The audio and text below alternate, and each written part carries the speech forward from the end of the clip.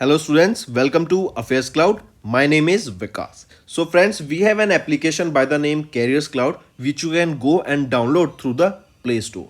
And once you have downloaded, you can log in with your Gmail ID.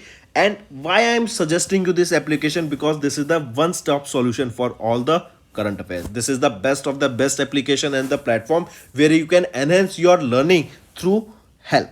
Here you will be provided with multiple courses. Here you will be provided with multiple options of quizzes, and even you will be provided current affairs on daily basis. PDFs and quizzes will be provided to you on daily basis, both in Hindi as well as English. Here you will be provided current affairs with weekly basis and monthly basis also. Here remember, once you have done watching our video, then you can log in through this application, take out the PDF, read that PDF and go through the quizzes. That will enhance your preparation. Same you have to do for weekly and same you have to do for the monthly also. In monthly you will be provided with the top 100 important questions PDF and video also, that will enhance your learning, and it will be a very beneficial and important video for the revision perspective. And not just this friends, apart from this we also provide you banking and economic questions. We provide you state current affairs such as of Uttarakhand, UP, Tripura, Telangana, and many more.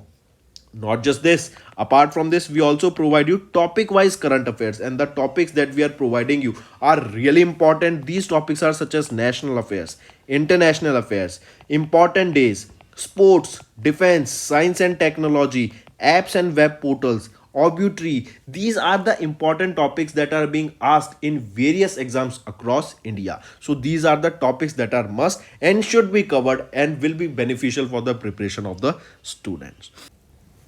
Hello everyone. तो आज के video में हम week 2 के नवंबर month के important current affairs discuss करेंगे।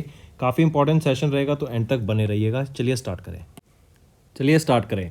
सबसे पहला है which among the following is incorrect with respect to IMC 2023 जो अभी अक्टूबर में हुई, इंडिया मोबाइल कांग्रेस। इसके बारे में बात करें तो इसमें पूछा जा रहा है कौन सा इनकरेक्ट है, तो पहला ऑप्शन इनकरेक्ट रहेगा, क्योंकि जो ये आईएमसी थी ये कौन सा एडिशन था, ये 7वां एडिशन था। लोकेशन क्या थी इसकी, भारत मंडपम, जो कि न्यू दिल्ली में है, और ये एशिया का largest telecom media and technology forum था जो कि 27 से लेके 29 नवंबर में हुआ। फिर इसकी जो थीम रहेगी वो क्या थी, ग्लोबल डिजिटल इनोवेशन। तो यहाँ पे देखें तो ऑप्शन बी और सी तो बिल्कुल ठीक है, लेकिन ए गलत दे रखा है। क्यों? क्योंकि ये 9वां एडिशन नहीं था, ये 7वां एडिशन था। और इसकी थीम क्या थी, न्यू डिजिटल यूनिवर्स थीम नहीं थी, क्या थी, ग्लोबल डिजिटल इनोवेशन इसकी थीम रहेगी। ठीक है। फिर यहीं पे रिलायंस जियो इन्फोकॉम लिमिटेड, रिलायंस जियो ने लॉन्च किया इंडिया का पहला satellite based gigabit road broadband service, Jio का नाम रहेगा Jio space fibre during IMC. And Sunil Bharti Mittal जो चेयरमैन है भारतीय एंटरप्राइज के and founder of Bharti Airtel, इन्होंने अनाउंस किया एक significant breakthrough in satellite communication at IMC 2023। Next आ जाते हैं भूपेंद्र पटेल जो कि चीफ मिनिस्टर हैं गुजरात के। इन्होंने अनवेल किया crest of the Indian naval ship dash indigenous under construction guided missile destroyer of project 15B। Project 15B का गाइडेड मिसाइल डिस्ट्रॉयर का क्या नाम है, जो कि अभी भूपेंद्र पटेल जो कि चीफ मिनिस्टर हैं उनके द्वारा क्रेस्ट लॉन्च किया गया उस इंडियन नेवल शिप का, वो रहेगा आईएनएस आईएनएस सूरत नाम का वो क्रेस्ट रहेगा। राइट, मार्क करेंगे। फिर इसी के साथ साथ ये फर्स्ट कैपिटल वॉरशिप रहेगा to be named after the city of Gujarat, and this is also the first time इसको लॉन्च किया गया है जो कि वॉरशिप की सिटी रहेगी नेम्ड आफ्टर, सूरत गुजरात में ही इसको लॉन्च किया गया। राइट, मार्क करेंगे। फिर इसी के साथ साथ अगर आपसे क्वेश्चन और पूछे जाए, जैसे फॉर एग्जांपल जरा बताओ अभी रिसेंटली इंडिया की लार्जेस्ट रिन्यूएबल एनर्जी कंपनी कौन सी बन गई है विद 18.4 गीगावाट ऑफ मार्क, जिन्होंने टच किया वो है अडानी ग्रीन। फिर वो पहला पोर्ट कौन सा बना जिन्होंने 16.1 मिलियन टन ऑफ कार्गो को हैंडल करा, वो था Mundra port. Right, next which among the following point are correct with respect to FSSAI's 5th edition of State Food Safety Index जो कि रिलीज किया गया union health minister Mansukh Mandaviya ji के द्वारा। तो इसमें पूछा गया ए बी सी ऑप्शन में से कौन से करेक्ट हैं, तो ए और बी ठीक रहेगा, सी गलत है। ये कह रहा है कि with this inclusion of the new parameter in the index, 19 out of 20 large states recorded a drop in their scores in 2023 as compared to 2019, and 15 out of states recorded the lower SFSI score in 2022 compared to 2019। फिर कह रहा है ये दोनों तो बिल्कुल ठीक। सी कह रहा है Uttar Pradesh has recorded the steepest fall in this score from 74 out of 100 to 45 in 2023 मतलब 74 था ये 2019 में, और 45 हो गया 2023 में, फॉलोड बाय बिहार। तो क्या ये ठीक है? नहीं। उत्तर प्रदेश नहीं, Maharashtra has recorded the steepest fall in this state food safety index. Mark करेंगे। फिर इसी के साथ साथ बताओ 10वां कलिंगा लिटरेसी फेस्टिवल कहाँ पर हुआ? ये हुआ भुवनेश्वर में। फिर भारत आटा, ये क्या इनिशिएटिव है? भारत आटा इनिशिएटिव रहेगा अफोर्डेबल व्हीट फ्लोर प्रोवाइड कराने के लिए। ठीक है। Next, in November secretary of ministry of agriculture and farmers welfare Manoj Ahuja ने लॉन्च किया कृषि 24/7, इंडिया का पहला AI powered solution for automated agriculture news monitoring analysis. पूछा जा रहा है किस कंपनी ने ये कृषि 24/7 को डेवलप किया along with department of agriculture and farmers welfare. तो यहाँ पे मार्क करेंगे सबसे पहले, जो ये कृषि 24/7 रहेगा ना, बेसिकली ये क्या है? आपका एग्रीकल्चर डाटा प्रोवाइड कराएगा। जैसे फॉर एग्जांपल वेदर का डाटा प्रोवाइड करेगा। वेदर के डाटा को मशीन लर्निंग की मदद से, एआई की मदद से उसका प्रॉपर एनालिसिस करके फर्दर इंफॉर्मेशन प्रोवाइड कराएगा फार्मर्स को, जो उनकी फार्मिंग में बेनिफिट करेंगे। तो पूछा जा रहा है कि ये कृषि 24/7 किसके द्वारा डेवलप किया गया? वाधवानी इंस्टीट्यूट ऑफ एआई के द्वारा and along with department of agriculture and farmers welfare. ठीक। नेक्स्ट, वो कौन सी पहली स्टेट बनी जिन्होंने यूनिफॉर्म सिविल कोड को इंप्लीमेंट किया? तो वो रहेगी उत्तराखंड। नेक्स्ट, किस ऑर्गेनाइजेशन ने अभी एडेप्टेशन गैप रिपोर्ट को रिलीज किया? तो ये रिलीज की गई थी यूनाइटेड नेशन एनवायरनमेंट प्रोग्राम के द्वारा। ठीक है। ये जो आपकी एडेप्टेशन गैप रिपोर्ट है ना, ये बताता है कि जो हमारी क्लाइमेट फाइनेंसिंग जो रहेगी ना, हमें अपने क्लाइमेट को प्रोटेक्ट करने के लिए जो फाइनेंस की जरूरत है, जो पैसा खर्च करने की जरूरत है, उसमें हम उतना जो रिक्वायर्ड अमाउंट है ना, वो पैसा इन्वेस्ट नहीं कर रहे हैं, जिसकी मदद से एक लैग हमें देखने को मिला है क्लाइमेट फाइनेंसिंग में। और यही अगर हम देखें 15% हमें कम फाइनेंस देखने को मिला इन 2021 अलोन। करेक्ट। और आने वाले टाइम में हम देखेंगे जो ये एक्चुअल गैप है ना, ये बढ़ता जाएगा, क्योंकि कंट्रीज क्लाइमेट फाइनेंसिंग पे जितना एक्सपेक्टेड अमाउंट होता है फाइनेंस का, वो फाइनेंस नहीं कर रही है। राइट। तो ये मार्क करके चलेंगे। यूएनईपी के द्वारा, जो कि नायरोबी कीनिया में इनका हेडक्वार्टर रहेगा, इनके द्वारा इस रिपोर्ट को यहाँ पे रिलीज किया गया, एडेप्टेशन गैप रिपोर्ट। नेक्स्ट आ जाते हैं, which among the following point are correct with respect to union minister of finance Nirmala Sitharaman visit to Sri Lanka in November. अगर इनकी बात करें एबीसी, यहाँ पे तीनों पॉइंट्स आपके बिल्कुल ठीक रहेंगे। इसी के साथ साथ बताओ food security campaign, food security ये कैंपेन कहाँ पे लॉन्च किया गया? To achieve zero hunger. Zero hunger achieve करने के लिए फूड सिक्योरिटी कैंपेन लॉन्च किया गया था। कहाँ पर? मेघालय में। कहाँ पर लॉन्च किया गया था? मेघालय में। फिर 10वीं एशियन डिफेंस मिनिस्टर्स की मीटिंग कहाँ पर होगी? जकार्ता, इंडोनेशिया में। नेक्स्ट, किस ऑर्गेनाइजेशन ने भी रिलीज किया 2024 Asia Pacific human development report, making our future new directions for human development in Asia and Pacific, with key highlighting that India is among the top countries with high income and highest wealth inequality despite rapid economic growth. ये report बताती है कि India, दो हम एक काफ़ी developing country है, हम काफ़ी इकोनॉमिक ग्रोथ हमें देखने को मिल रही है, यहाँ पे एक हाई वेल्दी इनकम कंट्री है, लोगों की सैलरी बहुत ज़्यादा है, लेकिन स्टिल जो इनकम इनइक्वालिटी है ना, वेल्थ इनइक्वालिटी, वो इंडिया में बहुत ज़्यादा देखने को मिलती है। पूछा जा रहा है ये रिपोर्ट किसके द्वारा रिलीज़ की गई थी? तो यूनाइटेड नेशन डेवलपमेंट प्रोग्राम के द्वारा ये रिपोर्ट रिलीज़ की गई। इसमें बताया कि इंडिया में जो इनकम ग्रोथ है ना, वो तो है, इकोनॉमी भी ग्रो कर रही है, लेकिन जो इनकम इनइक्वालिटी आ जाती है ना, वेल्थ इनइक्वालिटी आ जाती है, वो बहुत ज़्यादा है।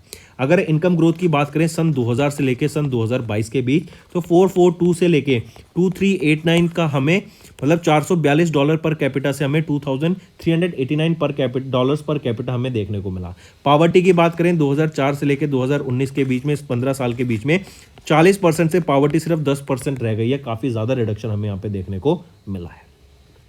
Next, which among the following are correct with respect to CCI in November 2023। इसमें अगर ऑप्शन ए बी सी देखें तो याद रखेंगे ऑप्शन ए और सी आपका ठीक रहेगा, बी गलत है। कह रहा है कि सीसीआई ने अप्रूव किया acquisition of 40 share holding of भारतीय रियलिटी लिमिटेड बाय भारतीय एंटरप्राइज लिमिटेड फ्रॉम सोसाइटी बहुजन। तो याद रखेंगे ये 40 शेयर होल्डिंग नहीं है, कितनी रहेगी, बल्कि ये रहेगी आपकी कितने परसेंट? 49%। ठीक है, 49%, इसको करेक्ट करेंगे। राइट नहीं, 49% नहीं है, करेक्ट माई सेल्फ, 48.54% रहेगी। Right, correct. तो अब एबीसी, अब तीनों ऑप्शन ठीक रहेंगे। नेक्स्ट, नासा ने अभी रिसेंटली 2 स्टेज ब्लैक बैरन 9 साउंडिंग रॉकेट को लॉन्च किया ऑफ देयर मिशन इनफ्यूज। सबसे पहले इनफ्यूज की फुल फॉर्म बता दो क्या है। इनफ्यूज है आपका integral field ultraviolet specific spectroscopic experiment. I repeat, फिर से बोल रहा हूँ, integral field ultraviolet spectroscopic experiment, ये इन्फ्यूज मिशन रहेगा। Correct. White sand missile range इन न्यू मैक्सिको यूएसए से इसको लॉन्च किया गया था। एंड ये नासा का मिशन रहेगा 2 स्टेज ब्लैक बेरेंट 9 साउंडिंग रॉकेट का, राइट। इनके द्वारा इस इन्फ्यूज मिशन को लॉन्च किया गया। ये इन्फ्यूज मिशन है क्या? ये इन्फ्यूज मिशन आपका साइनस, ये आपका एक साइनस लूप रहेगा। 20,000 साल पहले यहाँ पर एक सुपरनोवा हुआ था, राइट। उसका ये रेमिनेंट है, मतलब उसके यहाँ पे बची कुची चीज़ें हैं। 20,000 पहले ये सुपरनोवा हुआ था, तो और ये 2600 लाइट ईयर अवे है अर्थ से। ये इसको स्टडी करने के लिए इस मिशन को लॉन्च किया गया था, इन्फ्यूज मिशन को। पूछा जा रहा है इन्फ्यूज मिशन में ये आई क्या स्टैंड करता है, तो आई है आपका integral.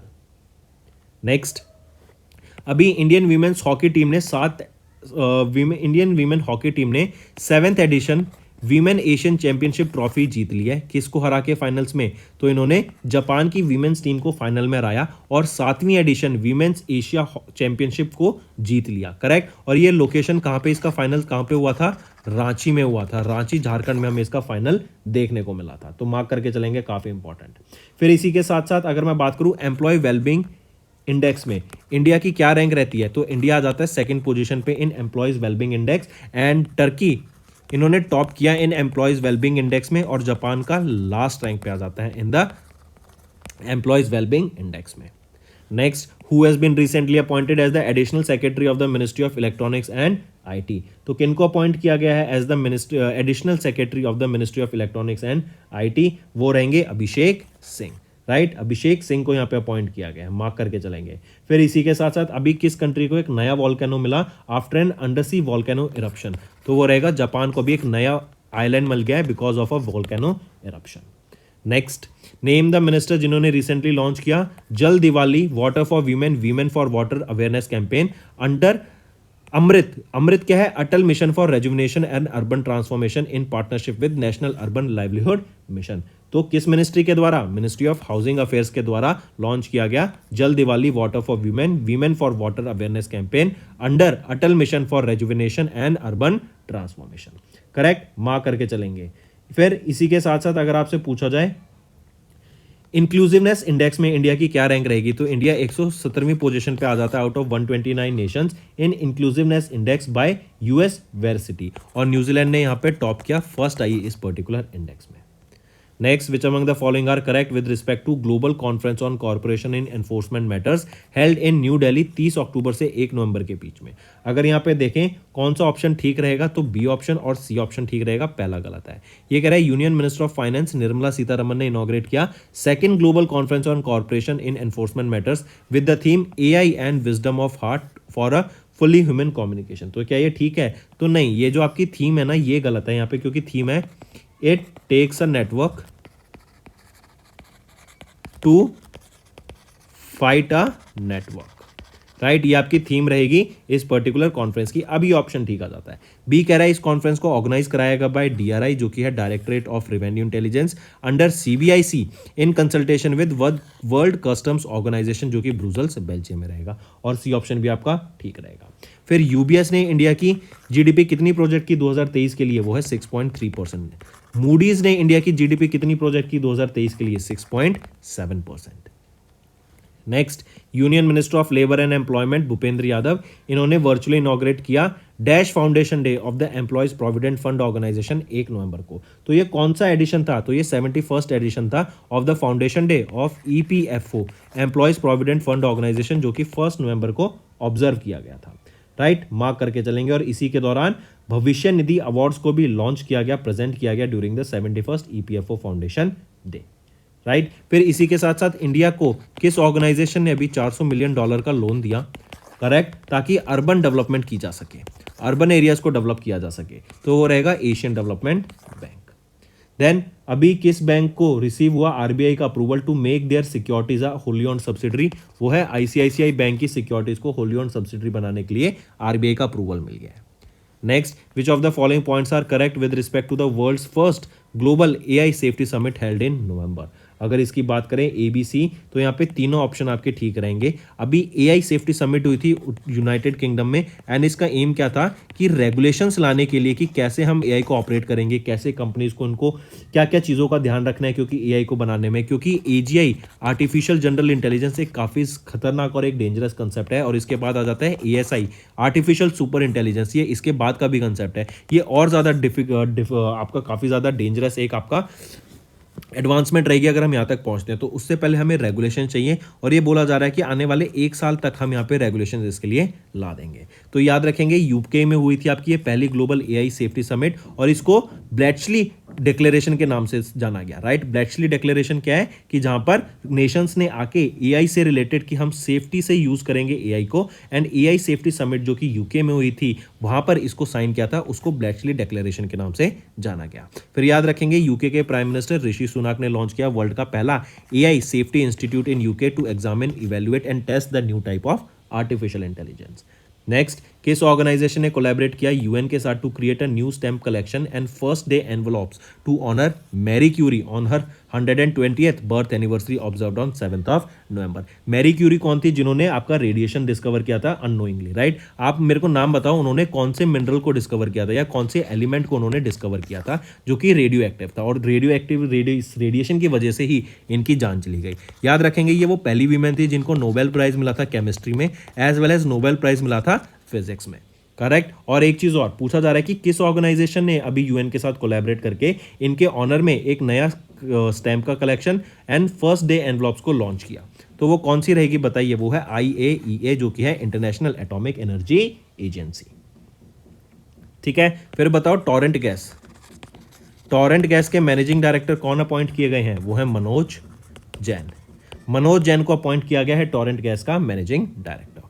Next, name the bank जिन्होंने रिसेंटली कोलैबोरेट किया national payment corporation of India के साथ to launch platinum RuPay credit card. तो एक प्लेटिनम रुपे क्रेडिट कार्ड को लॉन्च करने के लिए एनपीसीआई ने किस बैंक के साथ टाई अप किया, वो है इंडसइंड बैंक के साथ।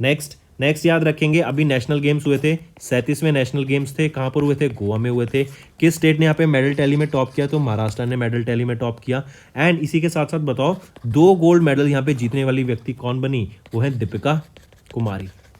अब आपका दूसरा होमवर्क क्वेश्चन कि ये किस स्पोर्ट से बिलोंग करती हैं वो बताओ। ये आपका सेकंड होमवर्क क्वेश्चन है, स्पोर्ट्स का नाम बताओ दीपिका कुमारी जिससे बिलोंग करती हैं। फिर इसी के साथ साथ ब्राजीलियन ग्रैंड पिक्स हुई थी, किन्होंने जीती, मैक्स वर्स्टैपेन ने जीती। और मैक्स वर्स्टैपेन एक और चीज़ याद रखेंगे, 20 में से 18 ग्रैंड पिक्स जो 2023 में हुई थी उनको जीत चुके हैं, और ये अपने आप में एक वर्ल्ड रिकॉर्ड है। Next, which among the following are correct with respect to Earthshot Prize 2023 announced in November 2023। तो अर्थ शॉट प्राइस की बात करें तो इनमें से तीनों ऑप्शन यहाँ पर ठीक रहेंगे। प्रिंस ऑफ वेल्स विलियम इन्होंने अनाउंस किया 5 winners of the 3rd edition of the Earthshot prize. ये जो अर्थ शॉट प्राइज होता है बेसिकली क्या है, इन्वायरमेंट को जो क्लीन रखते हैं, इन्वायरमेंट के लिए जो उन्होंने काम किया है, राइट, और उससे काफ़ी ज़्यादा हमें उसका आउटपुट देखने को मिला, उनको यहाँ पे सम्मानित किया जाता है अर्थ शॉट प्राइज से। यहाँ पे 5 विनर्स रहेंगे जिसमें से एक याद रखेंगे S4S टेक्नोलॉजीज, और इनको सम्मानित किया गया under the build a waste free world category के अंदर, ये इंपॉर्टेंट है। फिर तीसरा जाता है बूमित्रा, ये फाउंड किया गया था इंडियन अमेरिकन आदित्य मूर्ति के द्वारा, एंड इन्होंने अर्थ शॉट प्राइज जीता under the fix our climate category, तो ये भी याद रखेंगे। करेक्ट, 5 विनर्स थे और इन दोनों को याद रखना है इन डिफरेंट कैटेगरीज। GRST ये भी याद रखेंगे, ये था क्लीन आर एयर कैटेगरी के अंदर इनको अर्थ शॉट प्राइज से सम्मानित किया गया। Next, who has been recently sworn in as the Chief Information Commissioner of Central Information Commission। तो चीफ इंफॉर्मेशन कौन अपॉइंट किए गए हैं CIC के अभी रिसेंटली, वो रहेंगे हीरालाल समारिया, राइट। इन्होंने किनको रिप्लेस किया या किनको सक्सीड करेंगे, यशवर्धन कुमार सिन्हा को ये सक्सीड करेंगे जिनका टर्म 3 अक्टूबर को एंड हो गया था, राइट। फिर इसी के साथ साथ 7th edition of Paris Masters title किन्होंने जीता, वो है नोवाक जोकोविच, ये सर्बिया से बिलोंग करते हैं। नेक्स्ट आ जाते हैं नेम द क्रिकेट टीम जिन्होंने रिसेंटली जीता अपना पहला सैयद मुश्ताक अली ट्रॉफी को, 2023-24 का ये टाइटल रहेगा। तो वो कौन सी है, पंजाब टीम ने अपना पहला टाइटल जीत लिया, पहली चीज़ तो ये याद रखेंगे, राइट। पंजाब में ही ये फाइनल हुआ था, एंड यहाँ पे पंजाब क्रिकेट टीम को 80 लाख रुपए मिलेंगे both from BCCI as well as Punjab cricket board. फिर इसी के साथ साथ याद रखेंगे ये 16वां एडिशन था ये 16वां एडिशन था सैयद मुश्ताक अली ट्रॉफी का, और पहली बार जीता है पंजाब की टीम ने अभी। और इन्होंने किनको हराया, बड़ौदा की टीम को इन्होंने फाइनल में हरा के इसको जीत लिया है। नेक्स्ट, अभी according to international labour organisation data Indians कौन से नंबर पे आते हैं as the most hard working globally. तो इंडियंस छठे नंबर पे आ जाते हैं as the most hard working globally. इनका जो पर आवर का जो डाटा रहेगा वो है 47.7 आवर्स पर वीक का, राइट। और अभी अगर आपको याद हो तो नारायण मूर्ति ने, जो कि इन्फोसिस के को फाउंडर है, एक स्टेटमेंट दी थी जिन्होंने उसमें बोला कि इंडियंस को 70 आवर्स वर्क करना चाहिए पर वीक, राइट। इससे काफ़ी ज़्यादा डिबेट हुई थी, काफ़ी लोगों ने इसको सपोर्ट किया, काफ़ी लोगों ने इसके सपोर्ट में नहीं आए, करेक्ट। लेकिन इसी के हिसाब से देखें तो इंडियंस का जो डाटा आता है ना वो है 47.7 आवर पर वीक। यहाँ पे टॉप किसने किया है वो हम देखते हैं तो चाइना शोज दैट जो इंडियंस हैं वो ज़्यादा वर्क करते हैं किन कंट्री से, चाइना के लोगों से ज़्यादा वर्क करते हैं, वियतनाम से, मलेशिया से, फिलीपींस से, इन सबसे ज़्यादा हम यहाँ पे देखते हैं इंडियंस वर्क कर रहे हैं। इवन यूएस से, यूके से भी ज़्यादा इंडियंस यहाँ पे वर्क कर रहे हैं, राइट। मार्क करके चलेंगे तो छठे नंबर पे आ जाते हैं। नेक्स्ट आ जाता है which among the following are correct with respect to national symposium on promoting organic products through cooperatives held in new Delhi. अगर हम इसकी बात करें, पूछा जा रहा है कौन सा ठीक रहेगा, तो तीनों ऑप्शन यहाँ पर ठीक रहेंगे। The 1 day national symposium on promoting organic products through cooperatives organised by national cooperative organics limited in new Delhi, बिल्कुल ठीक। दूसरा कह रहा है during this event Amit Shah ने लॉन्च किया भारत ऑर्गेनिक्स, ये एक ब्रांड रहेगा एनसीओएल का जो कि ऑर्गेनिक प्रोडक्ट्स को प्रमोट करने का काम करेगा। तो ये भी इंपॉर्टेंट है, काफ़ी पूछा जा सकता है कि उस ब्रांड का नाम बताओ जो कि अमित शाह के द्वारा लॉन्च किया गया था ताकि ऑर्गेनिक प्रोडक्ट्स को प्रमोट किया जा सके, तो वो है भारत ऑर्गेनिक्स। और छठा है 6 ऑर्गेनिक प्रोडक्ट्स को इस भारत ऑर्गेनिक्स ब्रांड के अंदर प्रमोट किया जाएगा जो कि है तूर दाल, चना दाल, sugar, rajma, basmati rice and Sona Masoori rice. Moving on, फिर कह रहा है किस कंट्री ने भी रिसेंटली साइन किया एक एमओयू इंडिया के साथ for corporation of medical product regulations to enhance the quality of medical product. तो किस कंट्री ने यहाँ पे साइन किया, नीदरलैंड ने, ताकि जो मेडिकल प्रोडक्ट्स की क्वालिटी है उसको एनहेंस किया जा सकते हैं और एक दूसरे की कंट्रीज में नॉलेज एक्सचेंज करके हम बेटर मेडिकल प्रोडक्ट्स को डिलीवर कर सकें, प्रोडक्ट बना सकें, ताकि एक दूसरे की कंट्री को ही इससे बेनिफिट हमें देखने को मिलेगा, करेक्ट। फिर इसी के साथ साथ बताओ अभी इंडिया ने एशियन आर्चरी चैंपियनशिप में जो कि बैंकॉक में हुई थी कितने मेडल जीते, तो 7 मेडल्स जीते। फिर अगर मैं बात करूँ लीगल सर्विस डे कब ऑब्जर्व किया जाता है, 9 नवंबर को ऑब्जर्व करते हैं। फिर 23वां उत्तराखंड फाउंडेशन डे कब था, 9 नवंबर को था। फिर world science day for peace and development कब ऑब्जर्व करते हैं, 10 नवंबर को ऑब्जर्व करते हैं। नेशनल एजुकेशन डे कब ऑब्जर्व किया जाता है, तो नेशनल एजुकेशन डे हम ऑब्जर्व करते हैं 11 नवंबर को। नेक्स्ट है according to the association of mutual fund in India, वो कौन सी स्टेट है जो कि एमर्ज कर रही है as the leader in the mutual fund investment in India during July September quarter. तो याद रखेंगे वो है महाराष्ट्र। महाराष्ट्र ने यहाँ पे टॉप किया, ये एमर्ज करके आई as the top state with the maximum investment in mutual fund, correct. इसके बाद आ जाती है गुजरात, गुजरात के बाद आ जाता है आपका कर्नाटका। अगर नंबर के हिसाब से देखें तो 25.85 लाख करोड़ की हमें यहाँ पे इन्वेस्टमेंट देखने को मिली इन इक्विटी, राइट, जो आप शेयर मार्केट में इन्वेस्ट करते हैं, जिसमें से 7.47 लाख करोड़ कहाँ से आई, ये आई महाराष्ट्र से, ठीक है, मार्क करके चलेंगे इसको। फिर 4th नंबर पे कौन सी आ जाती है, Delhi. Moving on, which of the following are correct with respect to eco warrior awards 2023, जो कि इंडिया का पहला first ever dedicated award show रहेगा for Indian forest service officers. अगर इसमें से देखें ऑप्शन ए बी सी कौन से ठीक रहेंगे, तो तीनों ऑप्शन आपके यहाँ पे बिल्कुल ठीक रहेंगे। The eco warrior awards were distributed by union minister of environment, forest and climate change Bhupendra Yadav to honour exceptional individuals and initiatives that have made significant contributions to environment conservation and sustainable practices. तो बिल्कुल से environment से related जिन्होंने काफ़ी काम किया है, right, उसको प्रिजर्व करने के लिए, उसको कंजर्व करने के लिए, उसके बाद को कैसे हम नई नई पॉलिसीज, नई नई स्कीम्स लाके उसको कंजर्व कर सकते हैं, उसके लिए ये अवार्ड दिया गया, राइट। फिर इसी के साथ याद रखेंगे इको वॉरियर अवार्ड्स, इनको जॉइंटली ऑर्गेनाइज कराया गया था Indian masterminds and Indian forest service association के द्वारा, तो बिल्कुल ठीक। एंड इन अवार्ड्स को 5 कैटेगरी में डिवाइड किया गया including wildlife conservation.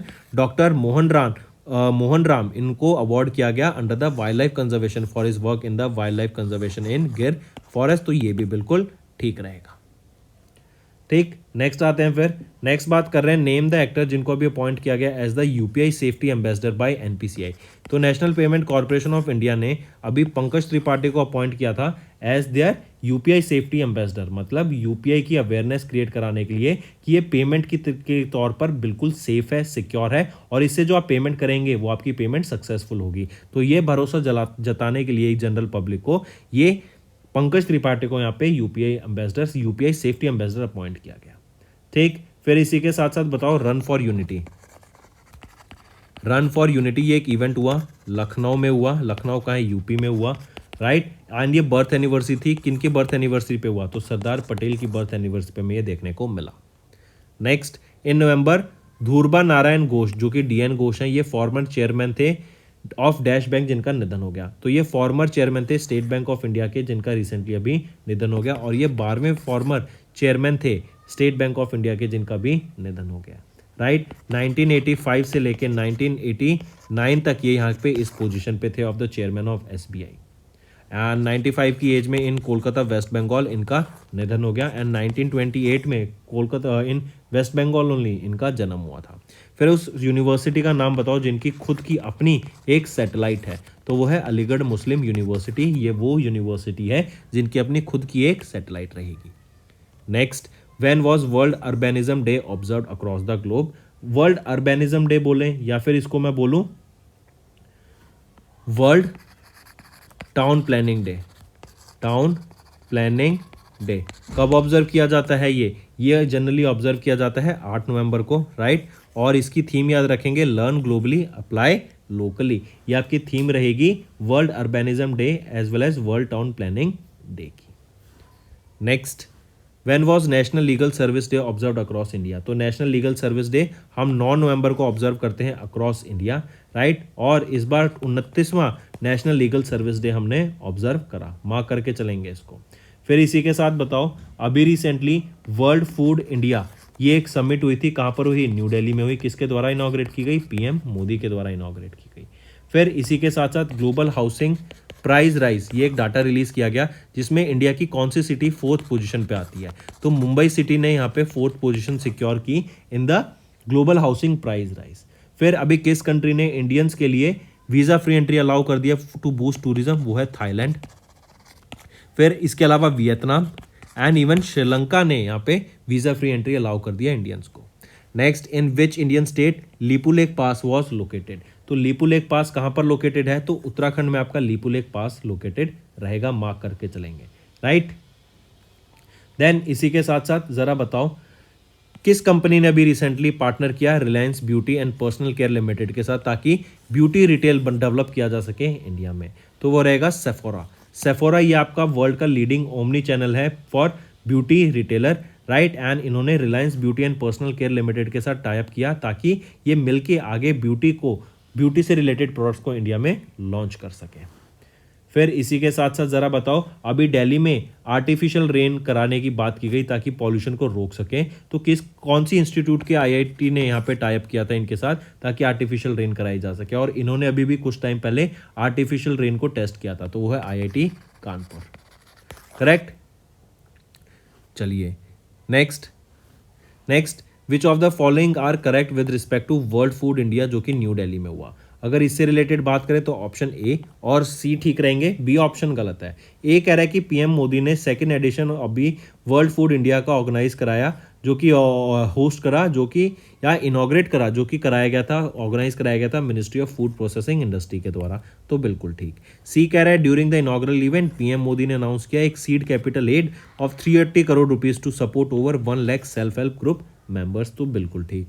B option कह रहा है एक रोबोट या फिर एक फूड प्रोसेसिंग रोबोट जो कि मैस्कॉट रहेगा वर्ल्ड फूड इंडिया का 2023 का, वो है मानव। क्या मानव है? नहीं, उसका नाम क्या रहेगा उस फूड प्रोसेसिंग रोबोट का? वो है मिलिंद, और यही आपका यहाँ पे मैस्कॉट रहेगा वर्ल्ड फूड इंडिया 2023 का, ठीक है। फिर इसी के साथ साथ बताओ, पहला इंटरनेशनल कैंपस बनाया जा रहा है जैंजीबार में किस आईआईटी के द्वारा? तो आईआईटी मद्रास डेवलप कर रहा है यहाँ पे पहला इंटरनेशनल कैंपस इन जैंजीबार।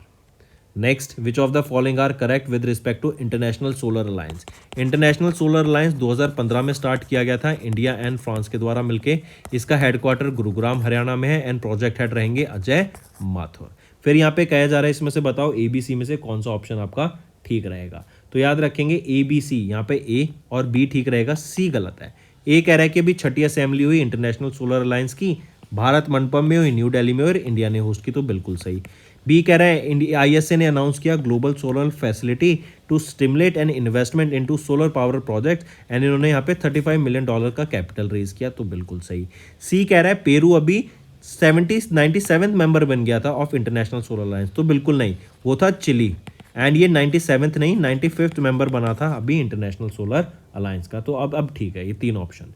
फिर आ जाता है Collins dictionary of the year का, या फिर कॉलिंस डिक्शनरी का वर्ड ऑफ द ईयर कौन सा है, वो है आर्टिफिशियल इंटेलिजेंस। तो Colin word of the year 2023 का क्या बना, वो है वो है आर्टिफिशियल इंटेलिजेंस। नेक्स्ट आ जाते हैं किस फाइनेंशियल इंस्टीट्यूशन ने या regulatory body of India sign के एक MOU with Deendayal Antyodaya Yojana national rural livelihood mission to promote women led enterprises in India.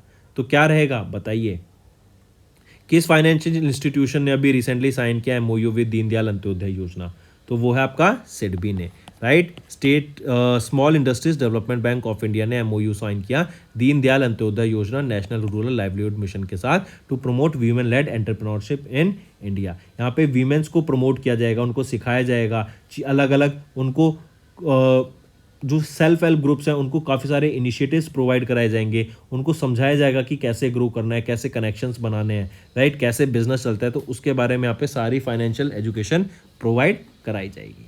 ठीक, फिर ज़रा बताओ WHO के साउथ ईस्ट एशियन रीजन को लीड कौन करता है, कौन करेगा भी, वो है साइमा वाजिद। और ये कौन है, ये आपकी डॉटर रहेंगी किनकी, वो एक इंपॉर्टेंट पर्सनैलिटी है, वो कहीं की प्राइम मिनिस्टर है, उनका नाम बताओ, राइट, किस कंट्री की प्राइम मिनिस्टर है और क्या नाम रहेगा, उनकी बेटी हैं ये साइमा वाजिद जो कि अभी लीड करेंगी WHO के साउथ ईस्ट एशियन रीजन को, उनका नाम बताओ। Next, which of the following institution या कंपनी, इन्होंने रिसेंटली एक एमओयू साइन किया इंडियन इंस्टीट्यूट ऑफ स्किल्स के साथ to empower and prepare the youth for the aerospace and defence sector. तो याद रखेंगे तीनों ऑप्शन यहाँ पे बिल्कुल सही रहेंगे, Dassault aircraft service India private limited, Indian institute of technology Kanpur and Hindustan aeronautics limited. इन तीनों ने अभी रिसेंटली साइन किया एक MOU with Indian institute of skills and empower and prepare the youth for the aerospace and defence sector. ठीक है, चलिए next आ जाते हैं, which of the following points are correct with respect to India finance report released in नवंबर।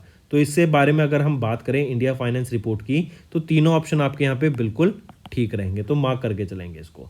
फिर इसी के साथ साथ बताओ किनको अभी CEO and managing director appoint किया गया टाटा पावर रिन्यूएबल एनर्जी का, तो वो रहेंगे Deepesh Nanda. Chairman and managing director कौन अपॉइंट किए गए हैं, भेल के, BHEL के, वो है कोपू सदाशिव मूर्ति। देन अभी रिसेंटली किनको रीइलेक्ट कर लिया गया, श्री सोमनाथ ट्रस्ट का चेयरमैन के तौर पे, तो कौन बने हैं वो, किनको रीइलेक्ट कर लिया गया chairman of Shri Somnath trust, वो है PM मोदी।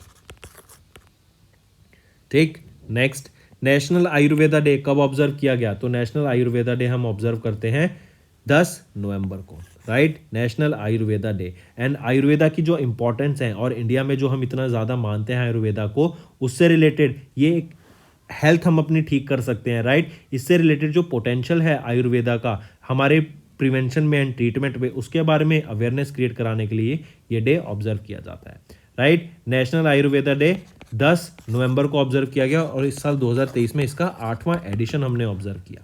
पहली बार 2016 में नेशनल आयुर्वेदा डे ऑब्जर्व करा गया था। नेक्स्ट आ जाते हैं, उस इंश्योरेंस कंपनी का नाम बताओ जिन्होंने हमें पार्टनर किया Finco Venio services private limited के साथ to provide easy access to get health insurance, वो है star health and allied insurance, right. इन्होंने अभी रिसेंटली पार्टनर किया Finco Venio services private limited के साथ to provide easy access to get health insurance, right, mark करके चलेंगे। फिर इसी के साथ साथ ज़्यादा बताओ, अभी रिसेंटली फीफा वर्ल्ड कप 2024 और 2034 कौन होस्ट कराएगा, किसके द्वारा कंडक्ट कराया जाएगा, तो सऊदी अरेबिया के द्वारा कंडक्ट कराया जाएगा फीफा वर्ल्ड कप 2034 का। नेक्स्ट, इन विच स्टेट भगवान बिरसा बायोलॉजिकल पार्क लोकेटेड, तो भगवान बिरसा बायोलॉजिकल पार्क कहाँ पे लोकेटेड है, तो ये झारखंड में लोकेटेड रहेगा। नेक्स्ट ज़रा बताओ, अभी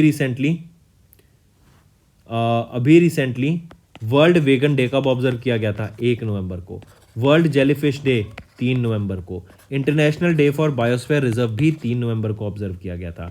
नेशनल कैंसर अवेयरनेस डे कब ऑब्जर्व किया गया था? 7 नवंबर को। इन्फेंट प्रोटेक्शन डे 7 नवंबर को। वर्ल्ड रेडियोग्राफी डे 7 नवंबर को। ठीक है।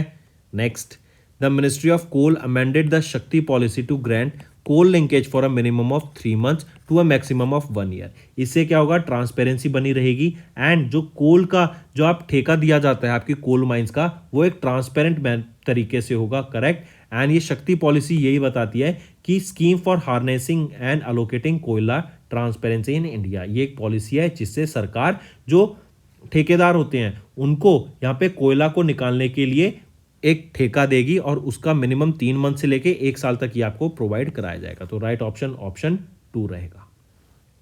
नेक्स्ट आ जाते हैं फिर, नेम द मिनिस्ट्री जिन्होंने रिसेंटली अप्रूव किया digital advertisement policy 2023 to enable empower the central bureau of communication.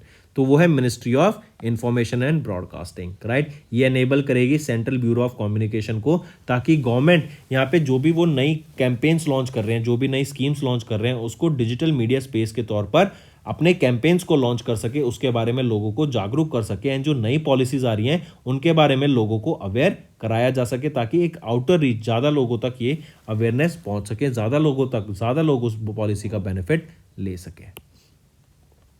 Next, किस कंट्री की नेवी ने अलॉन्ग विद इंडियन नेवी अभी कंडक्ट कराया 4th edition of Bongo Saga 23 and 5th edition of coordinated patrol, जो कि है CORPAT exercise at the northern bay of Bengal. तो किस कंट्री की नेवी ने? तो बांग्लादेश की नेवी ने अलॉन्ग विद इंडियन नेवी अभी ऑर्गेनाइज या फिर कंडक्ट करा 4th edition of Bongo Sagar. Right. और 5th एडिशन ऑफ कॉर्पेट एक्सरसाइज यह भी कराया गया इंडिया और बांग्लादेश नेवी के बीच में। ठीक। और बोंगो सागर एक्सरसाइज की बात करें तो ये पहली बार कब कराया गया था? 2019 में बोंगो सागर एक्सरसाइज कंडक्ट कराया गया था फॉर द फर्स्ट टाइम। और कॉर्पेट एक्सरसाइज बिटवीन इंडिया और बांग्लादेश कब कराया गया था? 2018 में पहली बार कराया गया था। फिर इसी के साथ साथ याद रखेंगे वो कौन से इंडियन नेवल शिप हैं जिन्होंने इंडिया की तरफ से इसमें पार्टिसिपेट किया।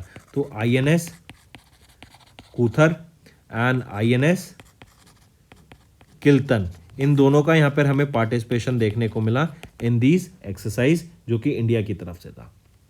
नेक्स्ट, इसमें से करेक्ट बताओ related to the Quacquarelli world university assignment, Quacquarelli assignment world university ranking Asia 2024 के हिसाब से। तो यहाँ पे याद रखेंगे तीनों ऑप्शन आपके बिल्कुल ठीक रहेंगे। इंडिया की 118 यूनिवर्सिटीज ने पार्टिसिपेट किया in 2023 and holds the highest representation in Asia higher education system surpassing China 133 and Japan 96। फिर इसी के साथ साथ यहाँ पे याद रखेंगे टॉप किसने किया इस क्वाकरेली साइमन वर्ल्ड यूनिवर्सिटी एशिया 2024 की रैंकिंग में? तो पैकिंग यूनिवर्सिटी जो कि बीजिंग चाइना में, इनकी फर्स्ट पोजीशन आती है एंड IIT बॉम्बे जो कि इंडिया में है, मुंबई महाराष्ट्र में, इनकी पोजीशन आ जाती है 40th in this Asia ranking. और याद रखेंगे ये 16वां एडिशन था आपका Quacquarelli Symonds world university ranking का। नेक्स्ट, एज पर द इंक्लूसिवनेस इंडेक्स जो कि अदरिंग एंड बिलोंगिंग इंस्टीट्यूट के द्वारा पब्लिश की गई, यहाँ पे इंडिया की क्या रैंक रहेगी? तो इंडिया की रैंक आ जाती है 117 आउट ऑफ 129 कंट्रीज एंड यहाँ पर टॉप किसने किया for the second consecutive year? वो है न्यूजीलैंड ने यहाँ पे टॉप किया in this inclusiveness index. Next आ जाते हैं फिर इन नवंबर RBI ने अप्रूव किया ICICI बैंक के रिक्वेस्ट, ताकि इनकी ICICI सिक्योरिटीज को एक होली ऑन सब्सिडरी बना सके और RBI के द्वारा इनको यहाँ पर अप्रूवल मिला है। जो ICICI सिक्योरिटीज है ना, ये 4 लाइन ऑफ बिजनेस करती हैं: brokering, distribution of financial product, wealth management and investment banking. तो ये 4 आपके यहाँ पे काम रहेंगे इस ICICI सिक्योरिटीज का, राइट, जिसको अभी एक होली ऑन सब्सिडरी बना दिया गया है। नेक्स्ट, किस कंपनी ने अभी रिसेंटली वो पहला इंडियन ओरिजिनल इक्विपमेंट मैन्युफैक्चरर बने to unveil an in house liquid natural gas engine named after AVTR 1922? अब देखो OEM क्या होता है? ओरिजिनल इक्विपमेंट मैन्युफैक्चरर, मतलब ये एक ऑर्गेनाइजेशन है जो प्रोडक्ट्स बनाती है। अब मैं क्या कर सकता हूँ, ये OEM सर्विसेज कैसे प्रोवाइड करेंगी? मैं इनके प्रोडक्ट को लूँगा और अपनी वहाँ पे ब्रांडिंग लगा दूंगा, राइट। तो ये एक रॉ प्रोडक्ट बनाती है, कोई ब्रांड नहीं होता इनका, लेकिन आप इनके प्रोडक्ट को लेके अपने ब्रांडिंग उस पर लगा के आगे प्रोडक्ट को सेल कर सकते हैं, राइट। तो पूछा जा रहा है कि कौन सी कंपनी वो पहली इंडियन ओरिजिनल इक्विपमेंट मैन्युफैक्चरर बनी to unveil in house liquefied natural gas engine, जिसका नाम रहेगा AVTR 1922। तो 1922 AVTR 1922 ये LNG इंजन रहेगा, किस कंपनी का? अशोक लीलैंड, और ये OEM सर्विस प्रोवाइड कर रही है। Next, when was national education day observe, तो 11 नवंबर को हम ऑब्जर्व करते हैं नेशनल एजुकेशन डे। एंड ये किन की बर्थ एनिवर्सरी पे ऑब्जर्व किया जाता है? भारत रत्न अवॉर्डी मौलाना अब्दुल कलाम आज़ाद सर की बर्थ एनिवर्सरी पे। ये हमारे पहले एजुकेशन मिनिस्टर थे इंडिपेंडेंट इंडिया के, और इस साल 2023 में इनकी 135वीं बर्थ एनिवर्सरी हमने ऑब्जर्व करी 11 नवंबर को। 1888 में इनका जन्म हुआ था, एंड कहाँ हुआ था? मैक्का सऊदी अरेबिया में। एंड पहला first ever national education day 2008 में ऑब्जर्व किया गया था। नेक्स्ट, नेम द पर्सनैलिटी जिनको रीअपॉइंट किया गया as the non playing captain of Indian Davis cup team until 31 December 2024। तो वो रहेंगे रोहित राजपाल, राइट। इनको अभी रीअपॉइंट किया गया as the non playing captain of the Indian Davis cup team until 31 December 2024। Next, किस इंस्टीट्यूट ने अभी रिसेंटली साइन किया एक MOU with lean campus startup trust and women entrepreneurs international chambers of India to empower corporate and women entrepreneurs. उनको empower करने के लिए, connections बनाने के लिए, उनको एंटरप्रेन्योरशिप के बारे में और ज़्यादा समझाने के लिए कि कैसे हम फाइनेंस ला सकते हैं, कैसे कनेक्शन बिल्ड कर सकते हैं, कैसे अपने बिजनेस को और ग्रो कर सकते हैं, इनके लिए यहाँ पे टाई अप किया गया किस इंस्टीट्यूट के साथ? तो वो है Indian institute of corporate affairs. Option 4 यहाँ पे ठीक रहेगा, राइट। इन्होंने lean campus startup trust and women entrepreneurs international chambers of India के साथ यहाँ पे टाई अप करा। नेक्स्ट, नेम द कंट्री जिन्होंने रिसेंटली साइन किया contract with India to supply produce hand held antiaircraft missile IGLAS man portable air defence system को। तो किसके द्वारा? रशिया के द्वारा ये कॉन्ट्रैक्ट साइन किया गया इंडिया के साथ for the delivery of this IGLAS, जो कि है man portable air defence system. अगर हम इस IGLA की बात करें तो ये काउंटर करेगी जो आपके लो फ्लाइंग ड्रोन्स होते हैं, एयरक्राफ्ट होते हैं, हेलीकॉप्टर्स होते हैं। इसकी रेंज रहेगी 500 मीटर से लेके 6000 मीटर तक। एंड अगर ऑल्टीट्यूड की बात करें तो हॉरिजॉन्टली होगी। अगर ऑल्टीट्यूड की बात करें तो 10 मीटर से लेके 3500 मीटर तक के टारगेट को खत्म कर सकती है। नेक्स्ट, किस ऑर्गेनाइजेशन ने रिसेंटली $400 मिलियन का एक policy loan based agreement sign किया है इंडियन गवर्नमेंट के साथ to develop high quality urban infrastructure? और हमने ये स्टार्टिंग में ही देखा था वीडियो की कि इंडिया ने किससे लोन लिया है $400 मिलियन का ताकि हाई क्वालिटी अर्बन इंफ्रास्ट्रक्चर को डेवलप किया जा सके? वो है एशियन डेवलपमेंट बैंक। और ये लोन का रीपेमेंट पीरियड कितना रहेगा यहाँ पे? तो रीपेमेंट पीरियड रहेगा 12 साल का। Next, national highways authority of India ने एक्सेप्ट किया पहला insurance surety bond as bid security for the toll operate transfer bundle 14 bid के लिए। पूछा जा रहा है जो ये बॉन्ड इशू किया था NHAI के द्वारा, जो कि पहला इंश्योरेंस श्योरिटी बॉन्ड था, ये कितने रेट पे इशू किया गया? तो ये 0.25% रेट पे इसको इशू करा गया था। Next, which of the following personalities has recently inducted international cricket council hall of fame for the year 2023? तो किनको अभी ICC hall of the fame for the year 2023 में इंडक्ट करा गया? तो तीनों को यहाँ पे इंडक्ट किया गया। अरविंदा दे सिल्वा जो कि श्रीलंका के हैं, Virender Sehwag India, and Diana फ्राम ये भी इंडिया से बिलोंग करती हैं, और इन तीनों को यहाँ पे इंडक्ट किया गया into the ICC hall of fame for the year 2023। दिग्गज खिलाड़ियों को यहाँ पे ऐड किया जाता है, राइट। अगर वीरेंद्र सहवाग की मैं बात करूँ, इनको पद्मश्री से सम्मानित किया गया था 2010 में। अर्जुन अवार्ड से इनको सम्मानित किया गया था 2002 में। डायना फ्रैम को बात करें तो इनको 2002 में पद्मश्री से सम्मानित किया गया था, और 1983 में इनको 1983 में अर्जुना अवार्ड से सम्मानित किया गया था। नेक्स्ट आ जाते हैं, नेम द बैंक जिन्होंने रिसेंटली साइन किया एक partnership with Indian shuttler Prannoy Hasina Sunil Kumar, that HS Prannoy, right. तो किस बैंक ने अभी HS प्रणॉय जो कि इंडिया के बैडमिंटन प्लेयर हैं उनके साथ ब्रांड प्रमोशन के लिए यहाँ पे एक MOU साइन किया या फिर उनके साथ पार्टनरशिप करी? तो वो रहेगा फेडरल बैंक। अगर मैं बात करूं इलेक्शन कमीशन ऑफ इंडिया ने नेशनल आइकन किनको अपॉइंट किया? तो वह है राजकुमार राव एंड सचिन तेंदुलकर को। और सचिन तेंदुलकर ही वो व्यक्ति हैं जिनकी अभी उनकी एक मूर्ति, उनका एक स्टैचू अनवेल किया गया था। कहाँ पर? उस स्टेडियम का नाम बताओ, राइट। उस स्टेडियम का नाम बताओ। Next, name the state government जिन्होंने रिसेंटली साइन किया एक MOU एसएलआरओ मित्तल निपन स्टील इंडिया के साथ to establish high performance centre in kho kho. एक हाई परफॉर्मेंस सेंटर्स को डेवलप करने के लिए ताकि खो खो स्पोर्ट्स को प्रमोट किया जा सके एंड ज़्यादा से ज़्यादा बच्चे खो खो स्पोर्ट का अवेयरनेस से इस गेम में पार्टिसिपेट कर सकें और इस गेम को आगे बढ़ाया जा सके। तो ओडिशा में ये आपका हाई परफॉर्मेंस सेंटर सेटअप किया जाएगा। ओडिशा में भी कहाँ पर? भुवनेश्वर में इसको सेटअप करा जाएगा। Next, when was UN world diabetes day observe across the globe with the theme access to diabetes care. तो 14 नवंबर को हम ऑब्जर्व करते हैं world diabetes day with the theme क्या रहेगी इसकी, एक्सेस टू डायबिटीज़ केयर, ये आपकी थीम रहेगी। और पहली बार कब ऑब्जर्व किया गया था वर्ल्ड डायबिटीज़ डे, 2007 में ऑब्जर्व किया गया था 14 नवंबर को पहली बार।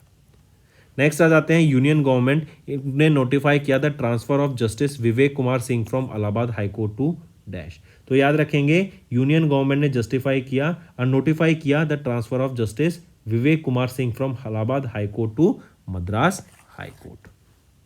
नेक्स्ट, किस कंपनी ने अभी रिसेंटली अपॉइंट किया, मिका, जो कि एक एआई पावर्ड ह्यूमनॉइड रोबोट रहेगी एंड ये एक एक्सपेरिमेंटल बेसिस पे इनको चीफ एग्जीक्यूटिव ऑफिसर अपॉइंट किया गया है उस कंपनी का। तो कंपनी का नाम रहेगा डिक्टेडोर, राइट। इन्होंने अपनी कंपनी के सीईओ किनको अपॉइंट किया है, एक एआई पावर्ड ह्यूमनॉइड रोबोट को, जो कि है माइका। एंड आप देख सकते हैं अभी यहाँ पे रोबोट ने सीईओ की पोजीशन ली है। आने वाले टाइम में अगर और ज़्यादा एडवांस हो जाता है एआई, अगर वो एजीआई बन जाता है, एजीआई क्या है, आर्टिफिशियल जनरल इंटेलिजेंस, जो कि अभी र्यूमर है कि ओपन एआई के सीईओ सैम ऑल्टमैन को भी रिमूव करने का रीज़न ये था क्योंकि एजीआई फॉर्म किया जा चुका है एंड अभी उसकी रिलीज नहीं की गई है, but it is in making. ये काफ़ी बड़ी डिस्कवरी है। और इसके बाद नेक्स्ट स्टेप आ जाता है आर्टिफिशियल इंटेलिजेंस का, वो है artificial super intelligence, ESI, correct. So next, as of November RBI ने गोल्ड रिजर्व कितना टच किया इन फिजिकल ईयर 2023, जो कि इंक्रीज था 5% से फ्रॉम द लास्ट ईयर। तो 2023 में जो आरबीआई ने जो रिजर्व था आरबीआई के गोल्ड रिजर्व का, वो कितना था, वो है 794.64 मिलियन टन्स का, राइट। और वहीं पे अगर मैं बात करूं 2022 में कितना था, 760.42 मिलियन टन्स का गोल्ड था। तो और यहाँ पे हमने देखा सिर्फ 5% का यहाँ पे हमें इजाफा देखने को मिला इन द गोल्ड रिजर्व्स। तो दोस्तों ये तो थे हमारे आज के important current affairs for second week of the November month. अगर सेशन पसंद आया तो एंड तक बने रहिएगा। अभी हम कुछ रिवीजन करंट अफेयर्स और देखेंगे जो आपके रिवीजन में काफ़ी हेल्प करेंगे। नेक्स्ट बात करते हैं कॉर्पेट एक्सरसाइज की। कॉर्पेट क्या होता है, कोऑर्डिनेटेड पेट्रोल, कोऑर्डिनेटेड पेट्रोल। ये कोऑर्डिनेटेड पेट्रोल कॉर्पेट का ही नाम रहेगा, राइट, फुल फॉर्म रहेगी कॉर्पेट एक्सरसाइज। तो याद रखेंगे CORPAT exercise and Bongo Sagar exercise, Bongo Sagar exercise, ये दो एक्सरसाइज अभी कंडक्ट कराई गई। अगर मैं बात करूं कॉर्पेट एक्सरसाइज की तो ये 5th एडिशन था इस एक्सरसाइज का।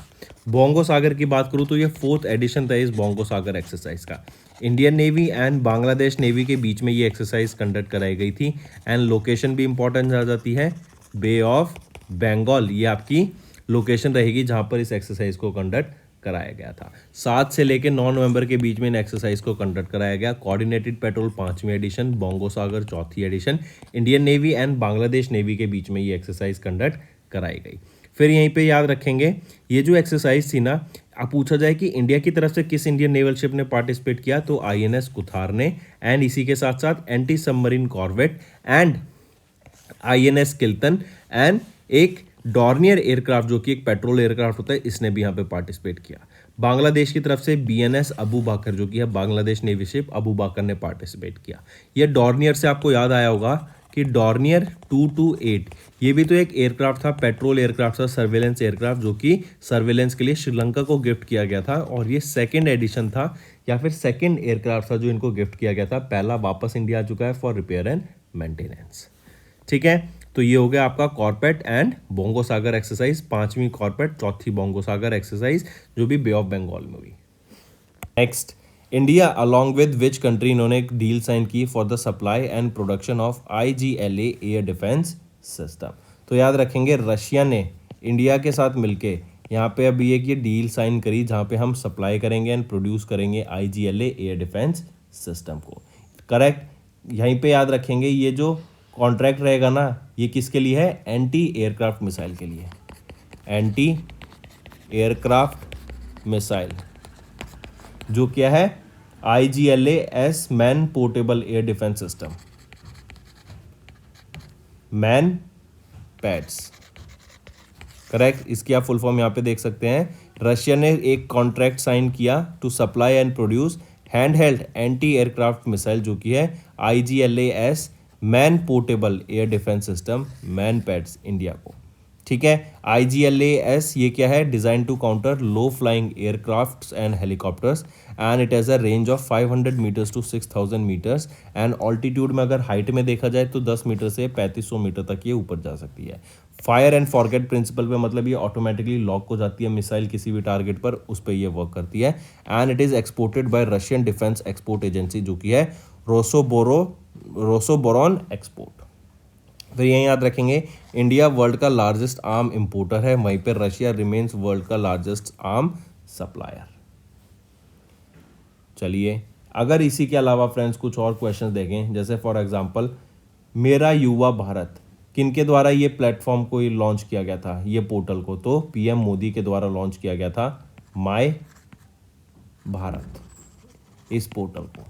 ठीक है, फिर रन फॉर यूनिटी, ये एक इवेंट हुआ था, कहाँ पर हमें देखने को मिला रन फॉर यूनिटी, ये हमें लखनऊ में देखने को मिला on the birth anniversary of Sardar Vallabhbhai Patel.